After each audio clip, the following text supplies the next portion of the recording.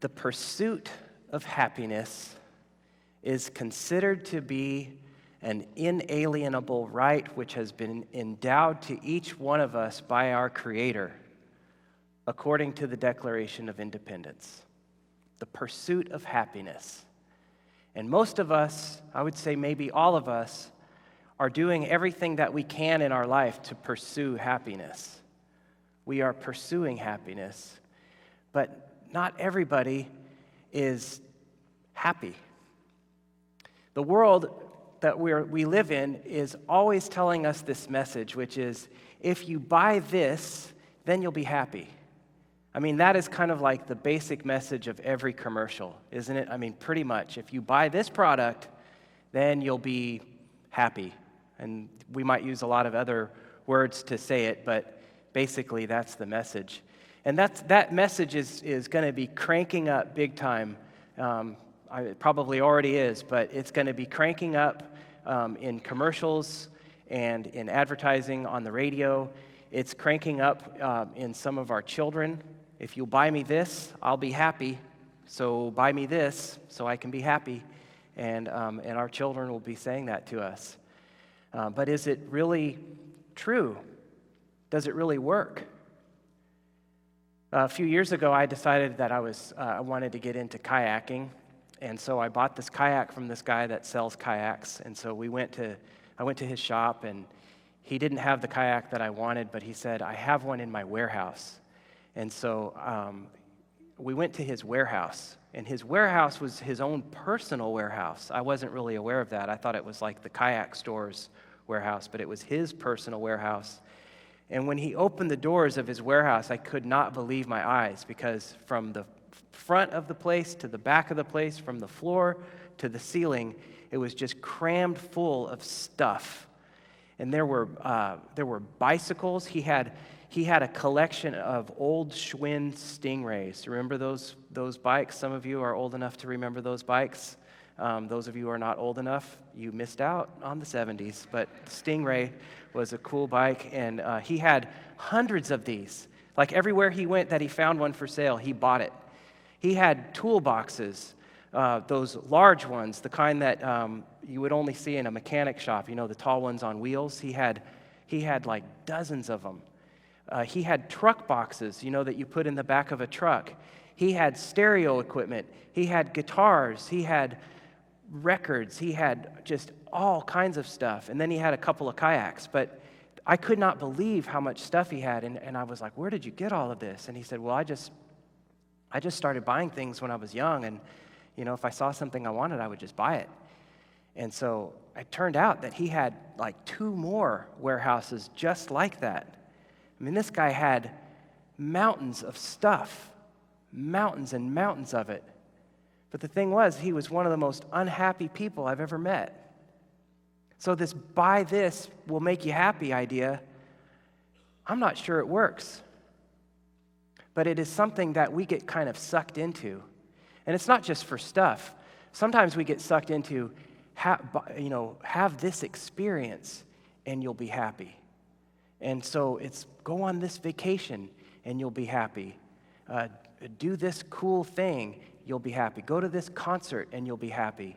And what happens is I think that people get into kind of a cycle where we start dreaming about the thing that we want and we finally get it. Or we work hard and we finally get the thing that we want. And we get it, and then it just doesn't seem to really make us happy. And so we fall into dissatisfaction. But then we start dreaming about something else that we want, and we work hard, and we dream, and we scheme, and we scrape together the money we need, and when we get it, and then it just doesn't, it's fun, it makes us feel good for a little while, and we're a little bit happy, but then we slide back down into disappointment. And so this could happen on a person's bucket list, like I'm going to skydive, and you skydive, and well, it didn't actually make me happy. So I'm going to go to Europe, and, it doesn't quite make me happy. This could happen with your house. Like, I love my house, but I just need that one piece of, that one little table right next to that wall. Kind of, it's like a half table. It goes around like that, and it's flat on one side. It has no purpose whatsoever, but it looks nice up against a wall. I'm going to get that, and then I'll be happy. My house will be complete. But then we get it, and then we're like, yeah, but I'm not completely satisfied with my house. I think I'm going to need to get a new couch, because the couch that I have just doesn't match that little table anymore. And so, so you get into this cycle where you acquire and you're dissatisfied. You acquire and you're dissatisfied. Am I speaking the truth? Oh, the finger is shaking from my wife. Okay, must have hit a chord. Okay, anyway, struck a nerve. Oh, that's gonna stink later. Anyway, what was I talking? Yes, okay. Dang it, you. But we don't really get happy. I mean, this cycle doesn't really make us happy. And the thing of it is that we were actually created to be happy. Happiness was supposed to be part of our life. Happiness was part of what we were designed for, what we were made to experience in life. And in a sermon that Jesus gives in Matthew chapter 5, he gives this sermon on a mountainside, and so we call it the Sermon on the Mount. He begins this sermon, Makarios, Artha, and he goes into a litany of Makarios, Artha, Makarios, Artha. This word Makarios is a Greek word, but it can be translated, it's often translated as blessed, but it can also be translated as happy. And he says, happy are this person, happy is that person, happy. And then he continues on throughout this whole sermon, I think, to give an exposition of what the happy life looks like, what the Makarios life looks like. And it doesn't look like that cycle of buy this and you'll be happy, experience this and you'll be happy. Interestingly, the very first line of this sermon is, Makarios are the poor, the people who don't have all of the stuff. Makarios are not the people who have warehouses full of stuff. Makarios are the people who don't have enough. That's how he starts this sermon. But he continues on, Makarios are happy are the poor, and then happy are those who mourn, happy are the humble, happy are those who hunger and thirst for righteousness. Happy are those whose hearts are pure. And he goes in and he starts talking about how we should control our anger, how we should be faithful in our marriage, how we should let our yes be a yes and our no be a no, how we should be people whose speech and action are consistent. Happy, that part of happiness is about deciding not to take revenge. It's about having love for our enemies instead of hate for our enemies. And then he comes to this place in the sermon that Emily read from, where he says, don't store up treasures here on earth where moths eat them and rust destroys them and where thieves break in and steal. Store your treasures in heaven where moths and rust cannot destroy and thieves do not break in and steal. Wherever your treasure is, there the desires of your heart will be also. He's saying he knows that we store treasures. He knows that we have this kind of cycle. This is not something that was invented by Americans. This is a part of being a human being, that cycle of acquisition, dissatisfaction, acquisition. That's what drove the Europeans to colonize America in the beginning. That's what has driven so many wars. I mean, behind every war, there's probably a desire to have more, a desire to have more power, a desire to have more stuff. And so he knows that's part of our life, but he says, he doesn't say, don't store up treasures. He just says, store up treasures here rather than there. What he's showing us is that when we store up treasures here, where moths and rust destroy it, and where thieves can break in and steal, we are basically investing ourselves in something that can't last. But if we will store up treasures over here, where moths cannot destroy and where rust cannot destroy and where thieves cannot break in and steal, then we are storing our treasures and we're investing our treasures in things that can last, that are actually eternal. It matters to God how we use our money. It matters to God what we do with the money that we have. And what God has in mind for us is for us to be investing in things that are eternal. He wants us to be buying into God-sized dreams. He wants us to be buying into God-sized realities, God purposes, not our own purposes. The world is always encouraging us when we watch commercials and we're being sucked into this whole mindset. The world is encouraging us to invest in stuff that won't last, whereas Jesus is saying, invest in something that will last. The world is saying, invest in your own little kingdom, the kingdom of John, the kingdom of Emily, the kingdom of Amy, the kingdom of, each one of us. We all have our own little kingdoms. The world is telling us, invest in your own little kingdom. But Jesus is saying, invest in the kingdom of God. The world says, invest in your dreams.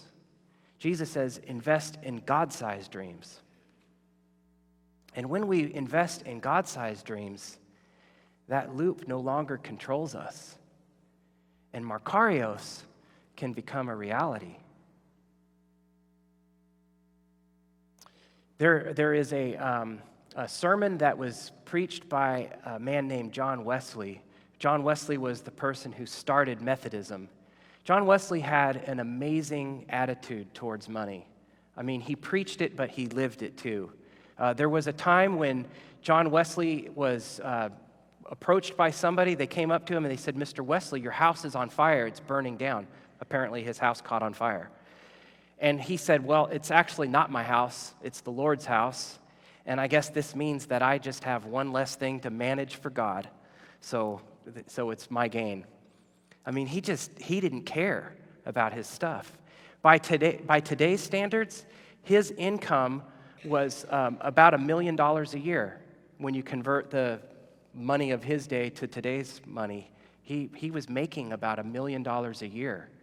And yet he died with only enough money in his bank account to cover the costs of his funeral.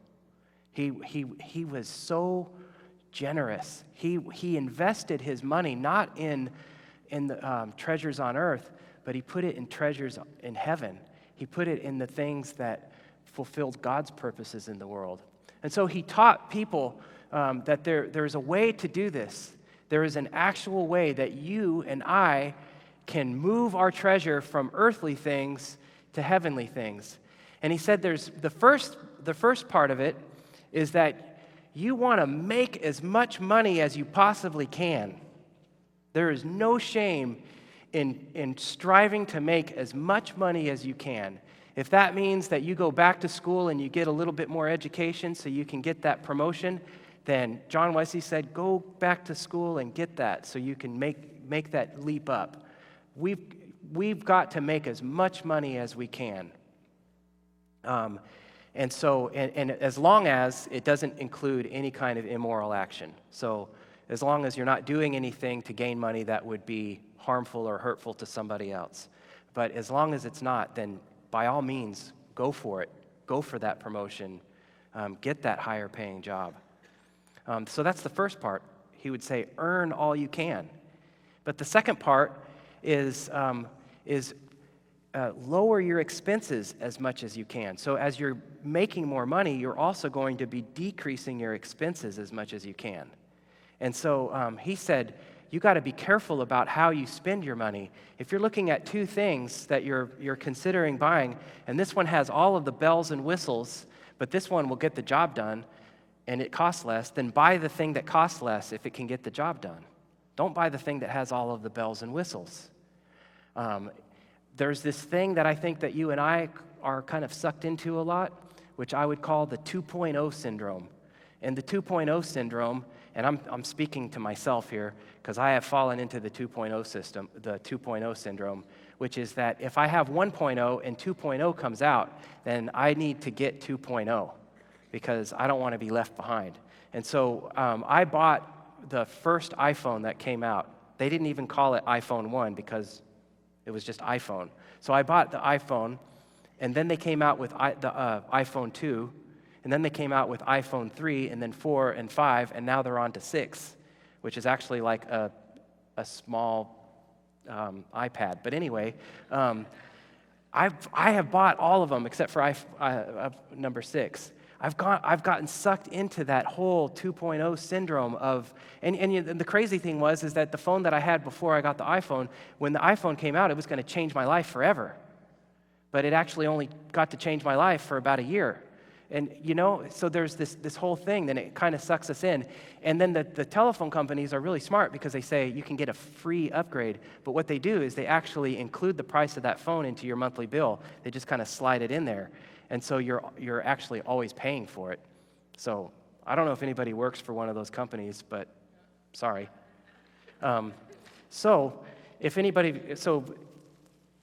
you work for one of those companies, I hope you're successful. Anyway, but the other thing that we do with our expenses is sometimes we do things like not all of us, I've never done it because I've never had the money to, but if I had the money to, I probably would. If I'm flying somewhere and if I could afford to fly first class, I would want to fly first class, But so if you are a person who has the ability to fly first class, John Wesley would say, don't fly first class, fly coach, because that way you can reduce your expenses. So the first part is earn all you can. You want to increase your income. But the second part is you want to decrease your expenses, which he called save all you can. And by save all you can, he didn't mean develop the largest savings account you can. He meant lower your expenses. So that you can do the third step, and the third step is give all you can.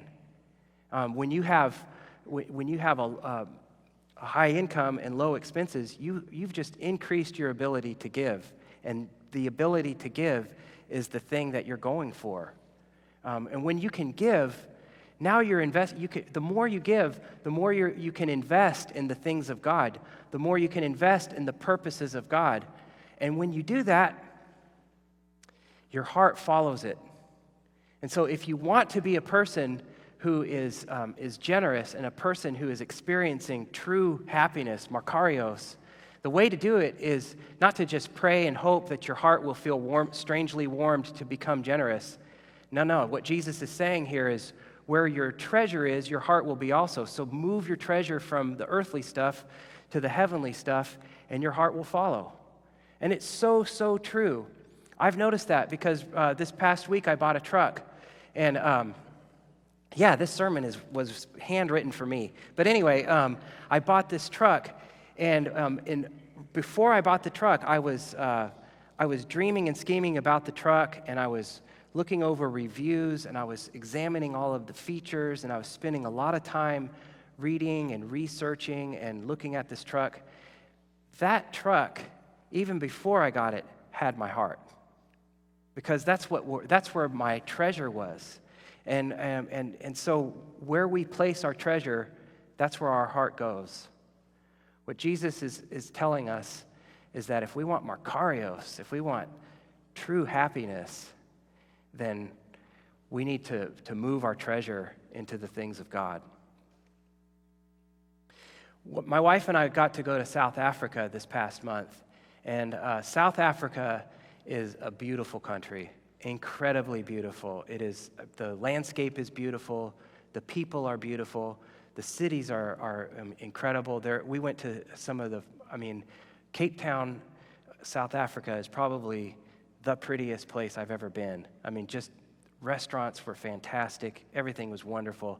It's a first world country, and yet right next to all of this first world stuff, there are these third world sections, and we went to one of those. It was called Ivory Park Township. It was outside of Johannesburg, and driving through Ivory Park Township, I couldn't believe what I saw. It was a level of poverty that I had never seen before, and we saw. It had a smell to it because the infrastructure is just not very good, and the homes were basically kind of pieces of sheet metal that had been kind of slapped up together.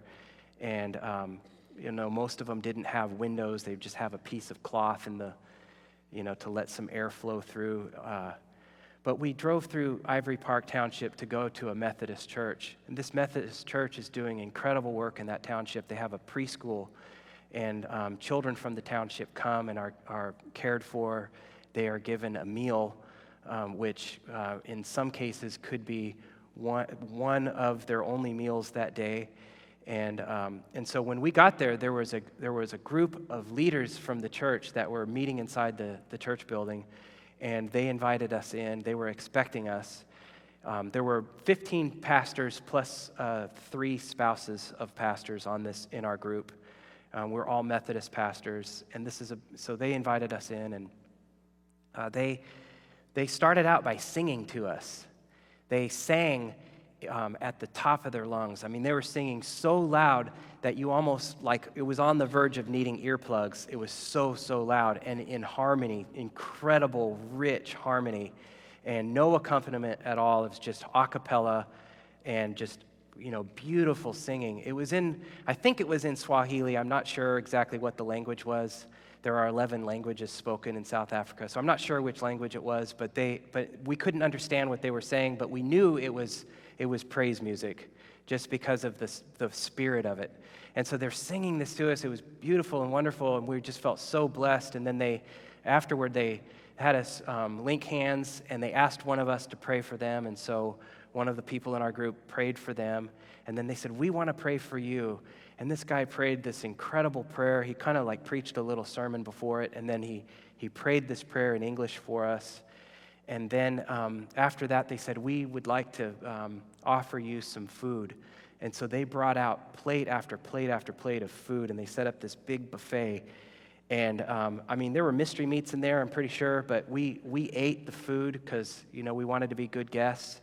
And so we ate the food and enjoyed talking with each other, and it was such a great experience. Well, we got on the bus afterward to go back to our hotel, which was a very nice hotel, and we're leaving the township, and our host got on the microphone in the bus, and he said, "I wanted you guys to understand that they are people who may only get 1 or 2 meals a day, and so it was a huge sacrifice for them to lay out that food for you.